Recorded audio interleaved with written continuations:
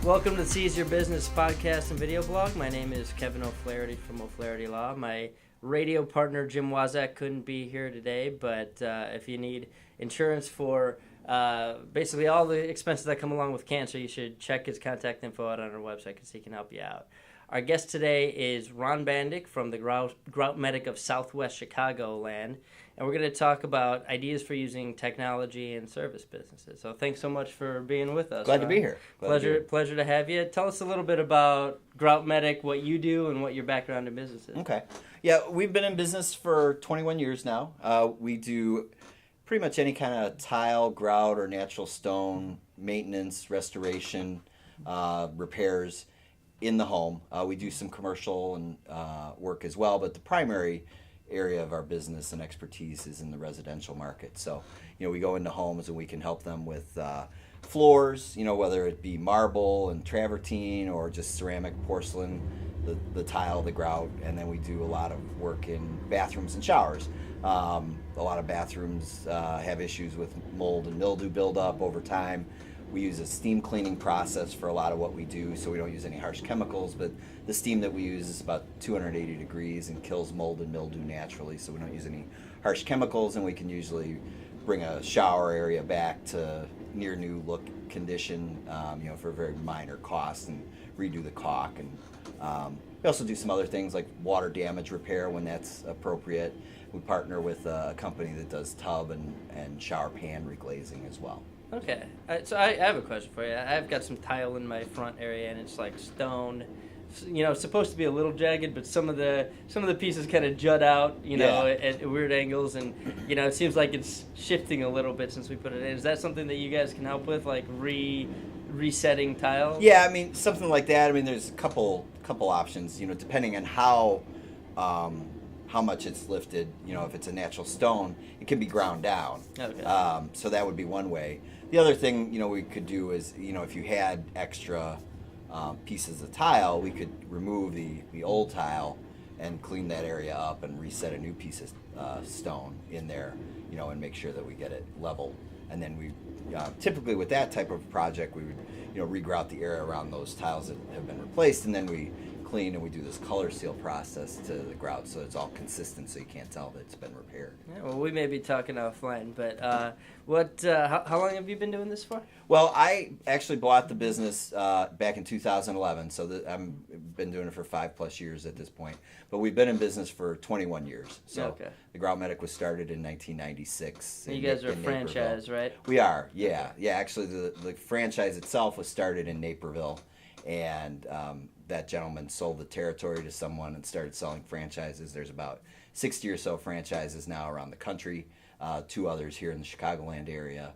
And then back in 2011, I purchased this area from the gentleman who was running it, since that early on stage. Same year I started, March of 2011 was when So you've been me and you have both been in business long enough that we've kind of ironed out some of the kinks, hopefully, yeah. And it's starting to operate the way we want it, and you probably discovered some things that make your business a little bit more efficient, right? Yeah. So that's kind of what we wanted to talk about today. Is you said there's a bunch of cool. You don't usually think, a service like Grout Medic.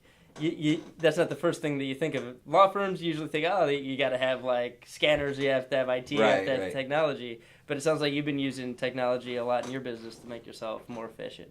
Yeah, when I bought the business, the previous owner, didn't really use much technology at all. And some of my background, I was in some commercial real estate, before buying the business, and so I, had a pretty good background in that. And so I looked for ways to, try and make things more efficient. So we, do a lot of estimates. We'll go into the home, take a look at a project, write up, what we think the work is that needs to be done and how much it's going to cost. And then, you have that piece of paper. Well, that piece of paper needs to go to a couple places. If the person schedules the job, it needs to get to the technician who's going to actually do the work. If they choose at that point to not schedule the job, it's got to go to somebody who ultimately follows up on it. So that piece of paper, when it was just a piece of paper, had to move around, and sometimes it would get lost, or sometimes it would be in the wrong place at the wrong time.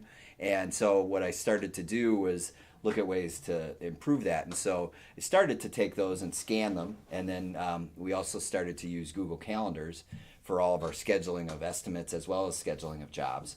And so once those estimates could be scanned, we would attach them to the estimate, and so they were there, and the person who would be following up if it was a job that didn't close right away, they could pull it up on their computer wherever they were and take a look at what the estimate was for and follow up with the customer and speak knowledgeably about what it is we were hoping to do for them. Let's dig into this a little bit, because this is not something that's specific to your business, or it's a solution to a problem that's not specific to your business. Because in our business, we have, we'll have an initial consultation, which is the equivalent of you going in to do an estimate, and we'll have an attorney retention agreement that needs to be signed. They may sign up at that point. They may not. Sure. If they don't sign up, we want to make sure that there's an automatic follow-up process until they tell us, no, we don't want your services. If they do sign up, we want to make sure that they get a copy of everything. Our office manager knows to set up the file, and basically an automatic, systematic process that happens where me as an attorney, I don't have to think too hard about what's going to happen. What are the logistics? So you started off with a piece of paper, and you were given this piece of paper around to everybody. Are you doing it on I know a lot of people use like iPads and electronic signatures, and break down the process and what your system looks like, because this is something that's applicable to most businesses. Well, it's changed over time. What we used to do originally was I would take estimates home, and then every evening scan them in and put them on a Google Drive, and we'd file them by the customer name so that they could be searched for and found very easily. And then we would attach those into a Google Calendar for that estimate, so it always kind of followed that along. And then the calendar entry would be the date that you had agreed with the client to come in and do their work? To do their estimate originally. So okay. my if you look at my calendar today, I have 6 or 7 estimates. So So the calendar entry exists before you've got this. Right. This so when they call in to schedule a time for us to come out and take a look at their project and give them a price for it, we set up an item appointment in Google Calendars, and that's what I use to manage I didn't know you could attach documents to Google Calendar. That's helpful. So then you can just search the Google Calendar for their name. Yeah, you can search the Google Calendar. You can go into Google Drive directly and search for the name and find it. So we originally started out doing it kind of every evening, and I had some people helping me with that. But then I eventually found an app that does scanning. It does a really good job we don't need a real high quality document. So I come out of a house now, I pull out my phone, open up the app, I scan it, I quickly change the file name so that it has the customer name, and then there's a shortcut to it. It saves it right to the Google Drive. Then I go back into my Google Calendar and I attach it right there. And then if we have scheduled that job, I'll send a message to our scheduling person to let them know the details of it. The estimate's already scheduled there. She will then take that and copy that estimate meeting over as a job and create a job, and she'll move that into one of our technicians' calendars so that they then have the estimate and they have the details of what that job is going to be, and it shows up in their calendar on the date that they're scheduled to be out there. I imagine that what I like about your system is that you're doing everything right there on the spot, or at least your part of it. You're getting the thing where it needs to go right away without, if you have to take stuff home and scan it, as you get busier and busier, that's something that can get pushed it does back, become a challenge. And then maybe that falls through the cracks. And the problem with the struggle I always have with these types of systems is making sure that there's so many little steps that have to take place. And they're all easy little steps, but sometimes they're done by 2 or 3 different people in the process.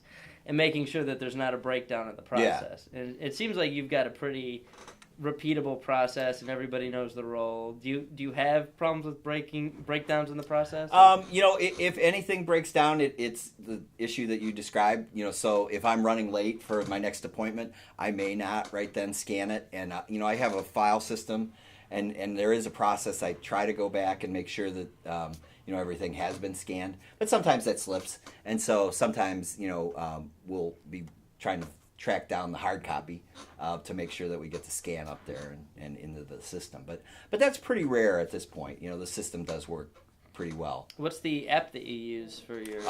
That's a good question. Let me see what it's called. It's a...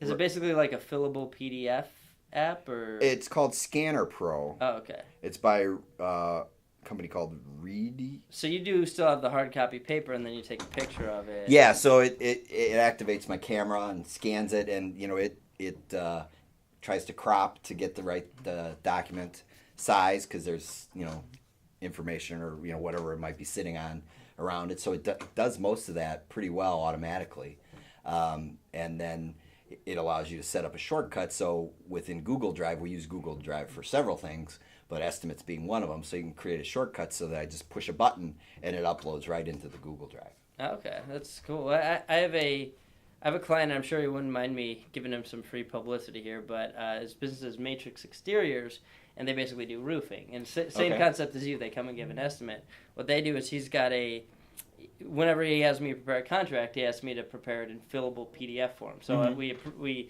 do the Word document and we approve the version of the contract, and then it doesn't take too much. And I use Adobe to turn the regular PDF into something that he can on his iPad just fill out on the spot. So it's not that much more efficient. It skips the step of taking the picture.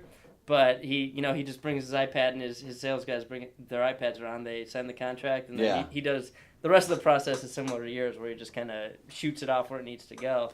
But getting rid of the scanning entirely, taking a picture makes it a lot easier. Well, that is kind of something I've looked at. We haven't really figured out exactly how to make that most efficient. But I have an iPad Pro, so it's about the size of a piece of paper, and so you could potentially get to a point where you're just writing it, up on the iPad. The issue is we do like to leave the customer a hard copy. So we have a 3-part form, and we'll usually leave them the top copy, whether they book or not. If they book, we'll know when we're coming, so they have that.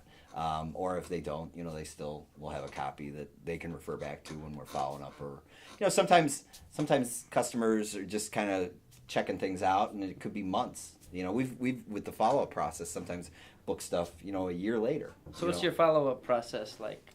Well, we take the piece of paper, and then that does go to a person if the job isn't scheduled, and then that person starts to make phone calls. They'll call, a week or so after we're out there to just kind of check in, and then make regular calls on a schedule, kind of going through the open Do you use like estimates. a CRM system for that or anything, or how does the person get triggered to keep following? That is a manual system. We don't right now have a CRM system, but that's something that I'm actually working with our franchise.